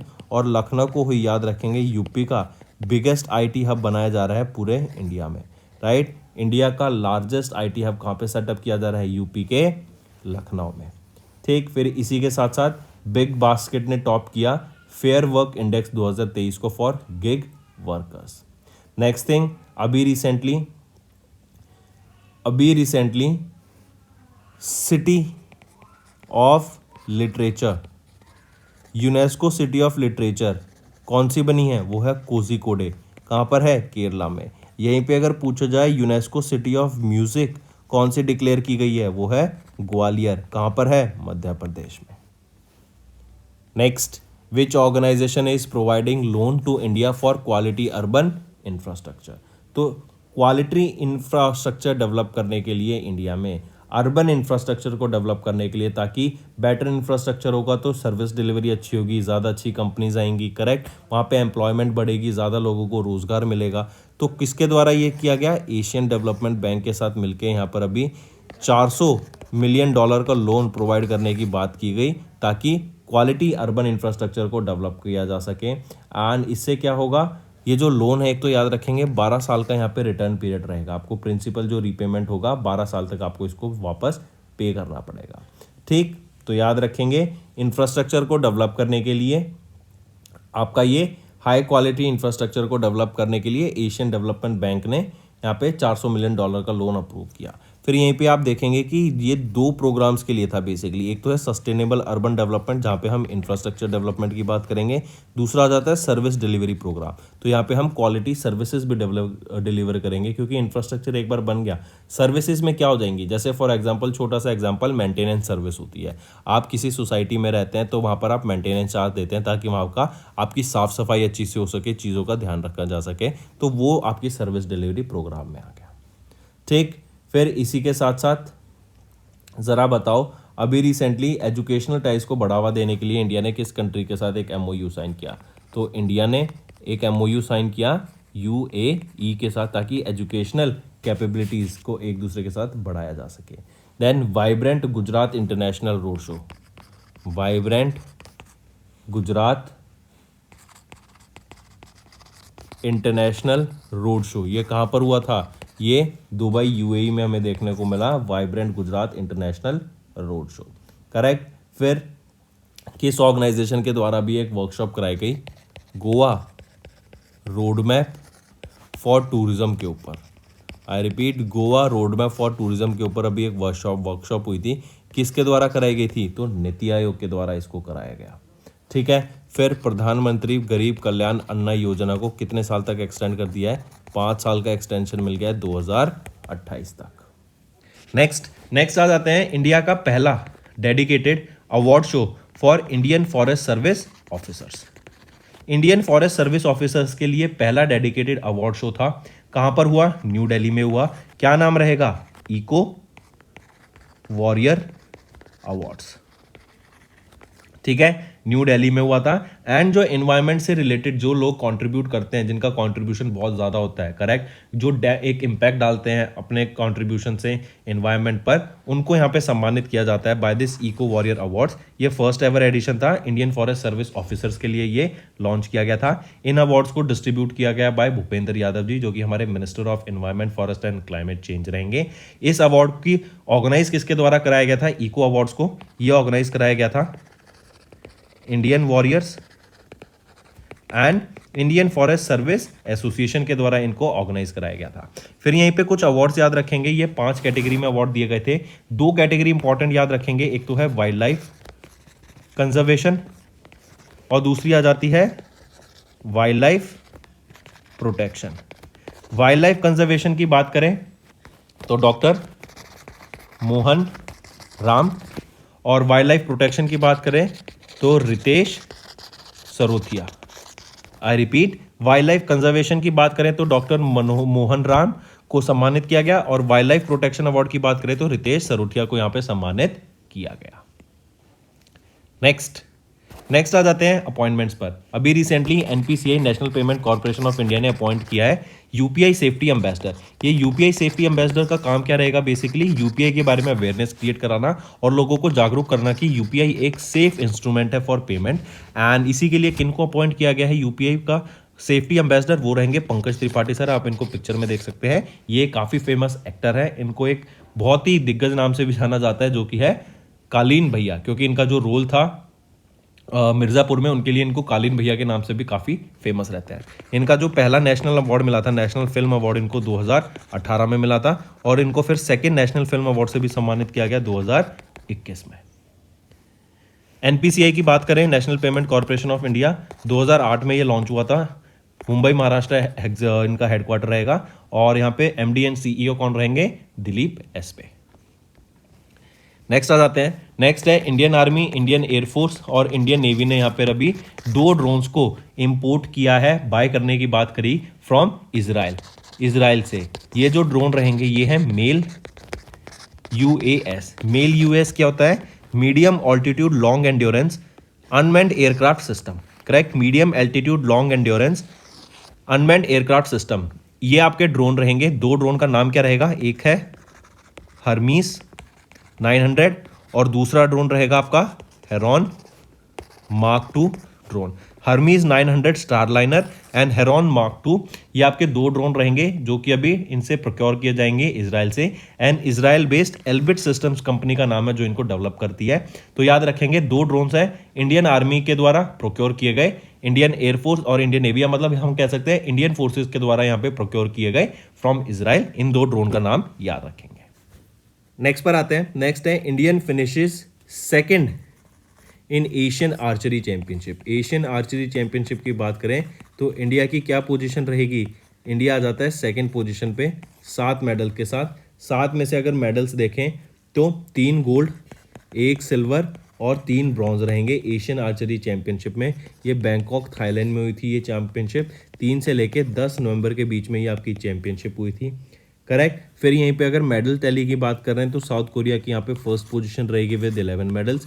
India की 7th पोजीशन पे इंडिया की सेकंड पोजीशन रहेगी विद 7 मेडल्स और कजाकिस्तान की 3rd पोजीशन विद 3 मेडल्स। यहीं पे देखेंगे प्रनीत कौर, आदिति स्वामी, प्रियांश और ये सारे लोग, इनको यहाँ पर गोल्ड मेडल मिला है। तो 3 गोल्ड मेडल हम देख रहे थे कि 3 गोल्ड मेडल हैं, तो 1, 2 और 3, ये 3 आपके गोल्ड मेडल रहेंगे, याद रखेंगे। तो ये थी आपकी Asian archery championship Bangkok Thailand में हुई 3 से 10 नवंबर के बीच में। इंडिया ने सेकेंड फिनिश किया in the medal tally with 3 gold medals. Next पर आते हैं नेशनल एजुकेशन डे। 11 नवंबर को हम ऑब्जर्व करते हैं नेशनल एजुकेशन डे एंड ये ऑब्जर्व किया जाता है to mark the birth anniversary of Bharat Ratna Maulana Abdul Kalam Azad, जो कि पहले एजुकेशन मिनिस्टर थे इंडिपेंडेंट इंडिया के। I repeat, national education day 11 नवंबर को ऑब्जर्व करते हैं, जो कि बर्थ एनिवर्सरी होती है भारत रत्न अवॉर्डी मौलाना अब्दुल कलाम आज़ाद, जो कि पहले एजुकेशन मिनिस्टर थे इंडिया के। 2023 में हमने 135वीं बर्थ एनिवर्सरी ऑब्जर्व करी है इनकी। और पहली बार अगर पूछा जाए कि नेशनल एजुकेशन डे पहली बार कब ऑब्जर्व किया गया था, तो 2008 में इसको पहली बार ऑब्जर्व करा गया था। मूविंग ऑन, नेक्स्ट आ जाते हैं, अभी recently Indian cricketer Virender Sehwag, Diana एल्डूजी एंड श्रीलंका के अरविंदा दे सिल्वा, इनको इंडक्ट किया गया ICC hall of the fame 2023 में। एंड इनको सम्मानित करने के लिए, क्योंकि काफ़ी बड़े दिग्गज प्लेयर रह चुके हैं अपने टाइम के, इन्होंने स्पोर्ट्स में काफ़ी कंट्रीब्यूशन दिया है, राइट। तो इनको यहाँ पे सम्मानित करने के लिए इनको ICC hall of the fame 2023 में इंडक्ट करा गया। फिर पूछा जाए Collins word of the year कौन सा रहेगा, तो आर्टिफिशियल इंटेलिजेंस रहेगा Collins word of the year. इसी के साथ साथ WHO की SEAR रीजन में किनको यहाँ पे लीड अपॉइंट किया गया वो है साइमा वाजिद, और ये साइमा वाजिद कौन है? ये डॉटर है प्राइम मिनिस्टर शेख हसीना की। देन ईडी कौन अपॉइंट किए गए हैं बैंक ऑफ महाराष्ट्र के? वो रहेंगे मनोरंजन Mishra, sorry I repeat, Rohit Rishi executive director रहेंगे बैंक ऑफ महाराष्ट्र के। जो भी हम बात कर रहे थे मनोरंजन मिश्रा, ये क्या अपॉइंट किए गए हैं? ये एग्जीक्यूटिव डायरेक्टर अपॉइंट किए गए हैं आरबीआई के। देन हीरालाल समारिया, इनको अपॉइंट किया गया chief information commissioner. And Hitesh Makwana, इनको अपॉइंट किया गया surveyor general of India. Lionel Messi को अभी बैलन डी अवार्ड से सम्मानित किया गया था या इन्होंने जीता, और कौन सा एडिशन था इनके लिए? 8वां बैलन डी अवार्ड था। Moving on, next, federal bank ने अभी किस प्लेयर को अपॉइंट किया एज देयर ब्रांड एम्बेसडर? तो हम बात कर रहे हैं एच.एस. प्रणॉय की। एच.एस. प्रणॉय याद रखेंगे किस स्पोर्ट से बिलोंग करते हैं? तो ये बैडमिंटन से बिलोंग करते हैं, इंडियन शटलर हैं, और इनको अभी अपॉइंट किया गया brand ambassador of federal bank. ये कितने? 31 साल के हैं, ठीक है। और एच.एस. प्रणॉय किस स्टेट से बिलोंग करते हैं? तो ये केरला से बिलोंग करते हैं, ये भी याद रखेंगे। 8th इनकी रैंकिंग रहेगी in the badminton world federation ranking, world ranking में, ठीक है। चलिए नेक्स्ट पे आते हैं। फिर यहीं पे एक चीज़ और याद रखेंगे, ये तो गए एच.एस. प्रणॉय। अगर मैं फेडरल बैंक की बात करूं, श्याम श्रीनिवासन यहाँ के एमडी एंड सीईओ रहेंगे। अलुवा केरला, यहाँ पे इसका हेडक्वार्टर रहेगा, और 1931 में इसको इस्टेब्लिश करा गया था। Next, rear admiral C R. Praveen Nair ने अज्यूम की command as the fleet commander of the Indian navy's western fleet. I repeat, rear admiral C R. Praveen Nair officially assumed the role of the flag officer commanding the Western Fleet on the November 10, marking a change in leadership for the Western Fleet, the sword arm of the Indian Navy। और यहीं पे याद रखेंगे succeed किनको करेंगे? Rear admiral Vineet मकार्थी को ये succeed करेंगे to be the new fleet commander of the Indian navy's western fleet, और ये रिप्लेस करेंगे विनीत मकार्थी को, मार्क करेंगे। नेक्स्ट आ जाते हैं फिर हिंदुस्तान एरोनॉटिक्स लिमिटेड। इन्होंने जापान की एक कंपनी है जिसका, सॉरी नॉट जापान, फ्रांस की ये कंपनी रहेगी Hindustan aeronautics limited, and France की एक कंपनी है सैफ्रॉन हेलीकॉप्टर्स इंजन्स, राइट। इनके साथ हॉल ने अभी टाई अप करा, और ये एक जॉइंट वेंचर रहेगा, ये 50-50 जॉइंट वेंचर रहेगा, जहाँ पर ये एक कंपनी सेटअप करेंगे बेंगलोर कर्नाटका में। और ये जो जॉइंट वेंचर से कंपनी सेटअप की जाएगी बेंगलोर कर्नाटका में, ये क्या करेगी? हेलीकॉप्टर के इंजन्स को डेवलप करेगी, ठीक है। हेलीकॉप्टर के इंजन्स को हम यहाँ पे डेवलप करेंगे, डिज़ाइन करेंगे, मैन्युफैक्चर करेंगे, राइट, रिपेयर करेंगे उनको, सेल करेंगे उनको, करेक्ट। हेलीकॉप्टर इंजन्स के लिए जॉइंट वेंचर सेटअप किया गया Hindustan aeronautics limited and France की सैफ्रॉन हेलीकॉप्टर्स इंजन्स के बीच में 50-50 यहाँ पे पार्टनरशिप रहेगी, बेंगलोर कर्नाटका में होगा। और यहीं पर आप देखेंगे जो जॉइंट वेंचर है ना, यहाँ पर आपका बनाया जाएगा क्या? इंडियन मिनिस्ट्री ऑफ डिफेंस का future 13 ton India multi role helicopter and naval version of this deck based multi role helicopter, इन दोनों के इंजन्स को यहाँ पे भी डेवलप किया जाएगा। चलिए अगर मैं बात करूं हिंदुस्तान एरोनॉटिक्स लिमिटेड की, तो चेयरमैन मैनेजिंग डायरेक्टर कौन है? आर माधवन, हेडक्वार्टर बेंगलोर कर्नाटका में, एंड इसको इस्टेब्लिश किया गया 1940 में। वहीं पे अगर मैं साफ्रान हेलीकॉप्टर इंजीनियर्स की इंजन्स की बात करूं, तो यहाँ पे चीफ एग्जीक्यूटिव ऑफिसर कौन रहेंगे? सेड्रिक गॉबेट, हेडक्वार्टर इसका फ्रांस में ही है इन बॉर्दस, एंड इन 1938 इसको इस्टेब्लिश किया गया था। WHO के द्वारा अभी रिसेंटली एक फ्रेमवर्क को रिलीज़ किया गया है, करेक्ट। और ये फ्रेमवर्क जो है आपका climate resilient and low carbon health systems के बेसिस पे रहेगा, राइट। मतलब एक तो हम बात करेंगे यहाँ पर कि हम कैसे अपने क्लाइमेट को टैकल करें, कैसे हम अपने क्लाइमेट चेंज पे ध्यान दें, एंड उसी के साथ साथ जो हमारे क्लाइमेट की वजह से हमारे जो हेल्थ पे इफेक्ट पड़ता है उसको भी हम कैसे ठीक रखें, राइट। याद रखेंगे WHO के द्वारा ये फ्रेमवर्क रिलीज किया गया था, और ये फ्रेमवर्क जो है ये बेसिकली क्या है? To enhance the health systems resilience, और साथ ही साथ ग्रीन हाउस एमिशंस को यहाँ पे रिड्यूस करने की बात की गई, जो हेल्थ केयर कम्युनिटीज़ हैं उनको यहाँ पे प्रोटेक्ट करने की बात की गई, एंड उसी के साथ साथ क्योंकि इन्वायरमेंट अगर पॉल्यूटेड होगा तो कहीं ना कहीं हमारी हेल्थ पे भी इफेक्ट पड़ेगा। जैसे फॉर एग्जांपल अभी इंडिया का केस ले लें, इंडिया में भी दिल्ली, नॉर्थ इंडिया का केस ले लें तो दिल्ली, आपका यूपी, हरियाणा, यहाँ पे काफ़ी ज़्यादा पॉल्यूशन है, राइट। तो काफ़ी ज़्यादा पॉल्यूशन अगर होगा तो पॉल्यूशन की वजह से जो हमारा इम्पैक्ट पड़ेगा हमारी हेल्थ पर, वो भी बहुत ज़्यादा ड्रास्टिक इम्पैक्ट पड़ेगा। इसलिए तो छुट्टियाँ डाल देते हैं, ऑड इवन रूल स्टार्ट कर देते हैं, वर्क फ्रॉम होम दे देते हैं लोगों को, ताकि बाहर पॉल्यूशन में वो ट्रैवल ना करें। करेक्ट। तो WHO के द्वारा ये लॉन्च किया गया फ्रेमवर्क, और ये फ्रेमवर्क आपका COP28 अभी होनी है, दुबई UAE में होनी है, राइट। और कब होनी है ये? अभी दिसंबर में होनी है, दिसंबर 2023 में। इससे पहले इस फ्रेमवर्क को लॉन्च किया गया ताकि वहाँ पे सभी की सहमति के साथ इसको आगे बढ़ाया जा सके। जो जो प्रोजेक्ट्स हमें रिलेटेड इस्टेब्लिश करने पड़ेंगे वो स्टार्ट किए जा सकें, उनके लिए जो फंडिंग की रिक्वायरमेंट होगी वो कंट्री से फंडिंग ली जा सके, राइट। और इस हेल्थ सिस्टम को और स्ट्रेंथन करने की यहाँ पे बात की गई। फिर WHO की बात करें तो यहाँ पे डायरेक्टर जनरल कौन रहेंगे? Doctor Tedros गिब्रेयेसस। हेडक्वार्टर कहाँ पर है? जिनेवा, स्विट्जरलैंड में। एंड इसको इस्टेब्लिश कब किया गया? 7 अप्रैल 1948 में इसको इस्टेब्लिश करा गया था। नेक्स्ट, तो यहाँ देख सकते हैं, the framework is design to enhance health systems resilience and reducing green house gas emissions to help safeguard health communities worldwide. It aims to contribute to the design of transformative health systems that can provide safe and quality care in a changing climate. Next आ जाता है Asian development bank and GEF, जो कि है global environment facility. इन दोनों के बीच में भी एक टाइप हुआ और इन्होंने लॉन्च किया national capital fund.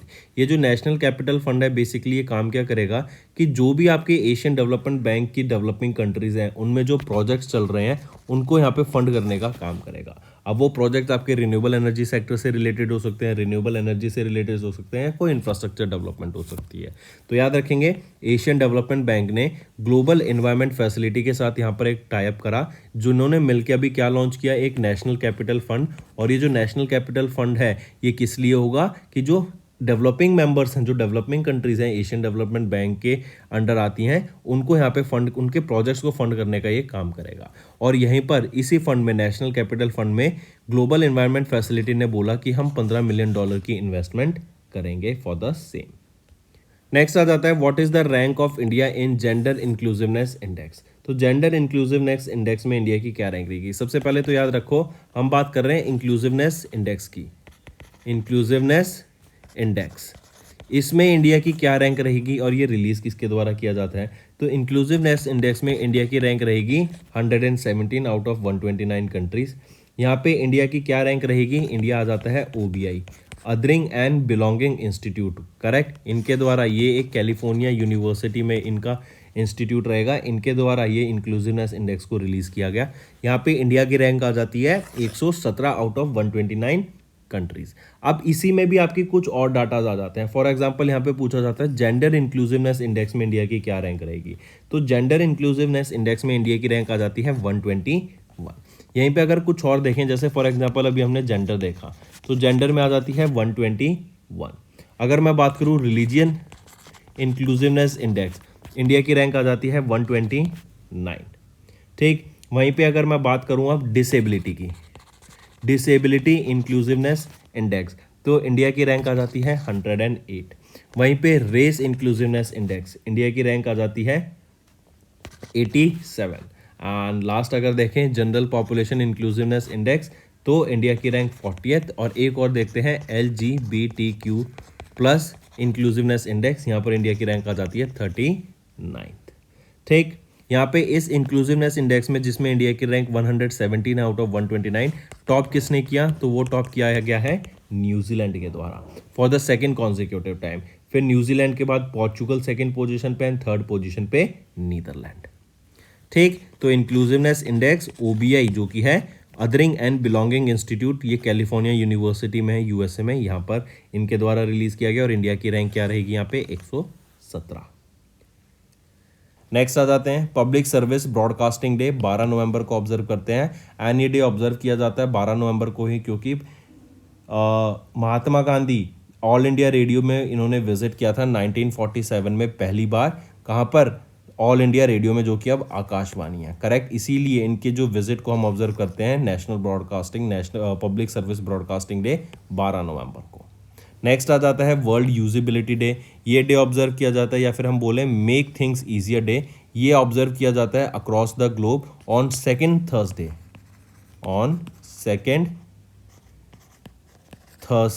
Of November month. Correct. And ये ऑब्जर्व किया जाता है to promote the principles of usability, accessibility and user experience in design. ये डे ऑब्जर्व करता है सेकेंड थर्सडे ऑफ नवंबर को, और इस बार 2023 में ये कब था आपका 9 नवंबर को ये डे हमने ऑब्जर्व करा। करेक्ट। 2022 में ये 10 नवंबर को था और 2024 में ये 14 नवंबर को था। फिर इसकी थीम याद रखेंगे, कोलैबोरेशन एंड कॉर्पोरेशन, ये आपकी थीम रहेगी वर्ल्ड यूजिबिलिटी डे की। नेक्स्ट, ऑल इंडिया रेडियो की बात करें तो यहाँ पे डायरेक्टर जनरल कौन है? वसुधा गुप्ता। नेक्स्ट आ जाते हैं, नेक्स्ट है world pneumonia day. World pneumonia day कब ऑब्जर्व किया जाता है? 12 नवंबर को, and it is to raise awareness and educate people about the disease, जो कि है न्यूमोनिया। बच्चों में इसकी बहुत ज़्यादा डेथ होती है because of pneumonia. Correct. And इसकी एक थीम याद रखनी पड़ेगी आपको, वो है every breath counts, stop pneumonia in its track. I repeat, every breath counts, stop pneumonia in its track. ये आपकी थीम रहेगी वर्ल्ड न्यूमोनिया डे की, जो कि 12 नवंबर को ऑब्जर्व किया जाता है। पहली बार 2009 में इसको ऑब्जर्व करा गया था। इसके बाद आ जाते हैं वर्ल्ड डायबिटीज़ डे। ये डे आपका 14 नवंबर को हम ऑब्जर्व करते हैं, world diabetes day. And across the globe observe किया जाता है to raise awareness about the impact of diabetes and the health of people. इसकी प्रिवेंशन में, इसकी डायग्नोसिस में एंड ट्रीटमेंट में लोगों को अवेयरनेस कराने के लिए ये डे ऑब्जर्व किया जाता है। एंड पहली बार ये आपका 2007 में ये डे ऑब्जर्व करा गया था। What is the name of the dashboard launched by the Ministry of Housing and Urban Affairs to monitor key performance of urban local bodies? Urban local bodies की परफॉर्मेंस को मॉनिटर करने के लिए एक dashboard launch किया गया था। और ये जो डैशबोर्ड लॉन्च किया गया ना, इससे क्या होगा कि लोग, एक तो यहाँ पे डाटा होगा काफ़ी सारा इनके पास, तो उस डाटा की बेसिस पे प्रॉपर चेक रख सकेंगे, प्रॉपर डिसीजंस लिए जा सकेंगे for the urban local bodies. तो पूछा जा रहा है कि उसका नाम बताओ, उस पोर्टल का नाम बताओ, उस डैशबोर्ड का नाम बताओ जो कि लॉन्च किया गया था by ministry of housing and urban affairs, ताकि अर्बन लोकल बॉडीज़ को यहाँ पे मॉनिटर किया जा सके, उन पे चेक रखा जा सके। तो क्या रहेगा उसका नाम? वो है आईना डैशबोर्ड फॉर सिटीज़। आप यहाँ पर देख सकते हैं आईना डैशबोर्ड फॉर सिटीज़। ये एक पोर्टल है, मतलब ये क्या है, एक वेबसाइट है जो लॉन्च की गई थी ताकि अर्बन लोकल बॉडीज़ पे जो की परफॉर्मेंस है उसको यहाँ पे मॉनिटर किया जा सके और उन पे चेक रखा जा सके। ये पोर्टल किसका इनिशिएटिव है? Ministry of housing and urban affairs का ये इनिशिएटिव रहेगा। यहाँ पर planning, finance, citizen centric government, delivery of basic services, इनके ऊपर चेक रखा जाएगा। एंड जैसे जैसे यहाँ पे डाटा आता रहेगा वैसे वैसे ये डाटा, ये डैशबोर्ड और एक्यूरेट इन्फॉर्मेशन प्रोवाइड करेगा। एंड इवन लोगों के लिए ये प्रोवाइड किया जाएगा डैशबोर्ड। ठीक है, रेगुलर बेसिस पे यहाँ पे डाटा अपडेट किया जाएगा और लोगों को भी यहाँ पे काफ़ी इससे अपडेट मिलता रहेगा। तो ये है आपका आईना डैशबोर्ड फॉर सिटीज़। ठीक, फिर इसी के साथ साथ बताओ, अभी recently wild life photographer of the year का अवार्ड किन्होंने जीता? वो है विहान ताल्या विकास। इन्होंने जीता है आपका wild life photographer of the year award को। देन यूएसटी ने जीता आपका महात्मा अवार्ड 2023 का for impactful CSR initiatives. Correct. Global responsible tourism award से किसको सम्मानित किया गया? केरला स्टेट को। देन 2034 का फीफा वर्ल्ड कप कौन होस्ट करेगी? कौन सी कंट्री? Saudi Arabia. ठीक है, फिर अभी मुंबई के वानखेड़े स्टेडियम में किस प्लेयर का स्टैचू इनॉग्रेट किया गया था? वो है सचिन तेंदुलकर, और इनको ही नेशनल आइकन भी अपॉइंट किया गया था इलेक्शन कमीशन ऑफ इंडिया के द्वारा। और नेशनल आइकन एक और बने थे, एक्टर थे, वो है राजकुमार राव। नेक्स्ट है स्पेस एक्स ने अभी लॉन्च किया 29th cargo mission to international space station. NASA और स्पेस एक्स का ये मिशन रहेगा ड्रैगन स्पेसक्राफ्ट की मदद से, जो कि है CRS-29 ड्रैगन। इसको लेके गया गया स्पेस में। ये 29th कमर्शियल मिशन था to international space station. Falcon 9 rocket की मदद से इसको ले जाया गया स्पेस में। And Kennedy space centre Florida USA से इसको लॉन्च किया गया था। What is the name of the new brand launch by NOCL? NOCL के द्वारा भी एक नया ब्रांड लॉन्च किया गया है। पूछा जा रहा है उसका नाम बताइए। NOCL क्या होता है आपका? National cooperative organics limited. NCOL, not NOCL, NCOL, national cooperative organics limited. Right, national cooperative organics limited, इनके द्वारा नया ब्रांड लॉन्च किया गया। ऑर्गेनिक से याद रखेंगे भारत ऑर्गेनिक्स। ठीक, ये लॉन्च किया गया during a 1 day national symposium, जो था बेसिकली आपके ऑर्गेनिक प्रोडक्ट्स को प्रमोट करने के लिए। एंड हम जानते हैं ऑर्गेनिक प्रोडक्ट्स आपके ज़्यादा बेनिफिट्स होते हैं, इससे आपके न्यूट्रिएंट्स ज़्यादा मिलते हैं। Not just nutrients, human consumption के लिए भी अच्छे होते हैं और सॉइल हेल्थ के लिए भी। जो आप ऑर्गेनिक प्रोडक्ट्स को ग्रो करेंगे, ऑर्गेनिक फार्मिंग करेंगे, तो आपकी सॉइल भी हेल्दी रहेगी। इसी से रिलेटेड याद रखेंगे 6 ऑर्गेनिक प्रोडक्ट्स लॉन्च करने की बात की गई बाय द एंड ऑफ 2023। इसी के अलावा आप देखेंगे 5-6 ऑर्गेनिक प्रोडक्ट्स तो ये लॉन्च किए जाएंगे अंडर भारत ऑर्गेनिक्स। इसके अलावा अगर हम देखें शुगर, राजमा, बासमती राइस, दाल, तूर दाल, चना दाल, ये भी प्रोडक्ट्स यहाँ पे ऑर्गेनिकली प्रोड्यूस किए जाएंगे। एंड टोटल में अगर देखें तो 20 organic products by the end of December 2023 यहाँ पे लॉन्च किए जाएंगे। फिर इसी के अलावा जो मेन एम रहेगा NCOL का वो क्या है कि फार्मर्स को बेनिफिट प्रोवाइड कराना फॉर दिस ऑर्गेनिक फार्मिंग। इससे जो इनकम होगी वो फार्मर्स को यहाँ पे इनकी आमदनी बढ़ाने में, एज वेल एज यहाँ पर हम देखेंगे इससे जो सप्लाई चेन डेवलप होगी, एज वेल एज जो आपका सॉइल हेल्थ है उसको भी बेनिफिट मिलेगा। ठीक है, तो ये NCOL का एम रहेगा। फिर इसी के अलावा यहाँ पे आप देख सकते हैं अमित शाह जी के द्वारा ये भारत ऑर्गेनिक्स को लॉन्च किया गया था, इस नए ब्रांड को। ठीक, फिर इसी के अलावा अमित शाह के द्वारा वेबसाइट लॉन्च की गई है अभी, किसकी? NDDB की। किसकी नई वेबसाइट लॉन्च की गई? NDDB, जो कि है नेशनल डेयरी डेवलपमेंट बोर्ड की। चलिए, पूछा जा रहा है how many Indian universities were listed in the QS Asia ranking 2024। QS quarterly Symonds Asia university rankings की हम यहाँ पे बात कर रहे हैं 2024 की। तो 2024 में इंडिया की कितनी रैंकिंग यहाँ पे लिस्ट या कितनी यूनिवर्सिटीज लिस्ट की गई थी और 2023 की में कितनी थी? तो 2023 की में तो आ जाती हैं 118, 2024 की में आ जाती हैं 148। तो यहाँ पे 5वां ऑप्शन बना लेंगे, 148 यूनिवर्सिटीज़ जो कि इंडियन यूनिवर्सिटीज़ हैं, इनको लिस्ट किया गया था इन quarterly Symonds Asia university ranking 2024 की लिस्ट में। ठीक है, 30 हाईएस्ट है, मतलब पिछले साल से 30 ज़्यादा यूनिवर्सिटी यहाँ पे लिस्ट की गई। फिर ये एशिया की है, तो एशिया में सबसे ज़्यादा हाईएस्ट जो नंबर आया है यूनिवर्सिटीज़ का वो इंडिया से आया है। तो मतलब इंडिया का हायर एजुकेशन सिस्टम डोमिनेट कर रहा है एशिया रीजन में। चाइना की कितनी यूनिवर्सिटीज़ लिस्ट की गई? 133। और फिर जापान की कितनी यहाँ पे लिस्ट की गई? 96। करेक्ट। फिर इसी के साथ साथ याद रखेंगे ये कौन सा एडिशन था quarterly Symonds Asia university ranking का? तो ये 16वां एडिशन था, जो आपको याद रखना है। फिर इस यूनिवर्सिटी रैंकिंग में टॉप किसने किया? टॉप की पोजीशन किसकी थी? वो थी पेकिंग यूनिवर्सिटी की। पेकिंग यूनिवर्सिटी है कहाँ पर? ये बीजिंग चाइना में है आपका।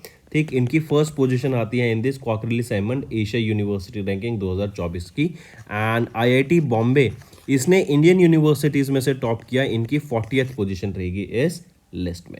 QS क्वार्टरली साइमंड का हेडक्वार्टर कहाँ पर आ जाता है? तो ये लंदन UK में है हेडक्वार्टर। नेक्स्ट आ जाता है फिर वर्ल्ड क्वालिटी वीक। 6 नवंबर से 10 नवंबर के बीच में वर्ल्ड क्वालिटी वीक ऑब्जर्व करते हैं। एंड ये सेकेंड वीक ऑफ नवंबर में ये वीक ऑब्जर्व किया जाता है। In the second week of November ये वीक हम ऑब्जर्व करते हैं। एंड इस बार 6 से 10 नवंबर के बीच में था। थीम थी quality realising your competitive potential. Correct. चलिए, और याद रखेंगे ये वर्ल्ड क्वालिटी वीक 6 से 10 नवंबर के बीच में और सेकेंड वीक ऑफ नवंबर में ऑब्जर्व किया जाता है। So that's all for the day friends. I hope आपको सेशन पसंद आया। अगर सेशन पसंद आया तो इस वीडियो को लाइक जरूर करना and subscribe to our channel. So that's all for the day. Thank you and have a nice day. That's all for the day, friends. I hope you enjoyed the session, and you can follow us on the YouTube channel, as well as apart from YouTube channel, you can go and follow us at Affairs Cloud Telegram channel. And if you have any queries related to the content or the of courses offered to you or the payment which you did on the application, you can contact us on the number provided, that is 7677333862. Apart from this, friends, you can follow us on the Facebook as well as on Instagram handle, that is affairscloud_official. In the end, friends, if you use a code that is Vikas10, you will be getting an additional extra 10% discount by using this code Vikas10. Also, if you have any problem regarding the course purchase, any problem regarding to our application, you can contact us on the mobile number, that is 9677333862. And if you want to mail us, you can also mail us on support@affairscloud.com, and I assure you that our representative from us will be contacting you soon and resolving your issue.